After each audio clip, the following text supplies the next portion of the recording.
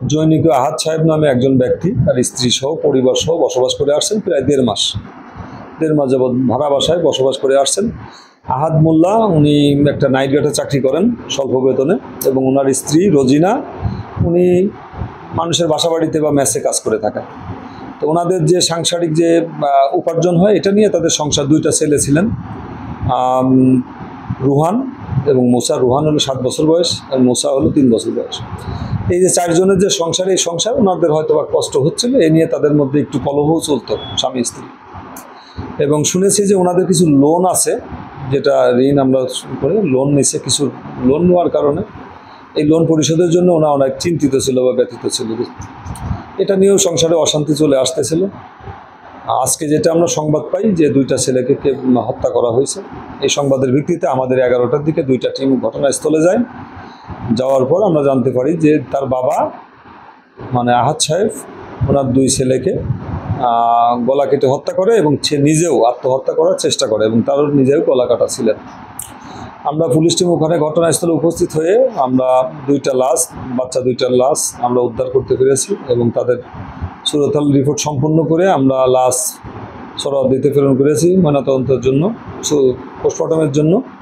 এবং আহাদ সাহেবকেও আমরা ঢাকা মেডিকেলে ভর্তি করাচ্ছি এবং চিকিৎসার ব্যবস্থা করছি পুলিশ প্রহার মাধ্যমে। পুলিশের মাধ্যমে ওখানে চিকিৎসা চলতেছে। বড়টার বয়স ছিল 7 বছর, ছোটটা হলো 3 বছর। ওখানে ঘটনাস্থলে আছে। না, বাসায় ছিলেন না। হ্যাঁ, সে এখন আছে।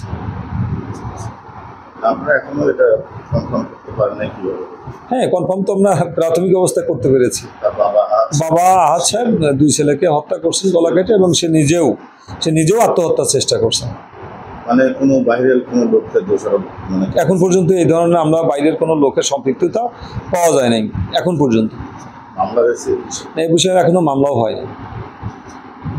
যেহেতু ঘটনা 10:30টায়, আমরা 11:30 গেছি, এখন পর্যন্ত ওনারা কেউ মামলা এখনো করেন নাই, অভিযোগ করেন নাই। না, অবশ্যই প্রক্রিয়াধীন। ওনারা এজাহার দেওয়ার সাথে সাথে আমি মামলা রুজু হবে।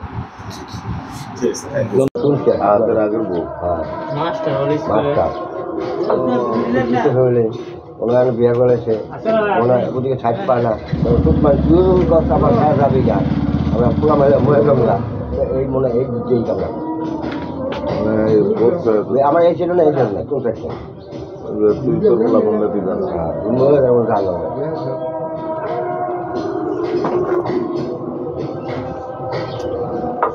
এটাই হইতে পারে।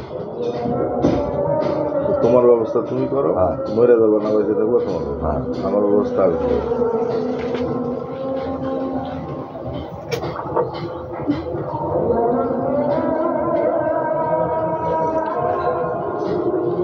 কিন্তু কারণ তো আছে, সেটাও তো আর প্রকাশ করতে পারতেছে না।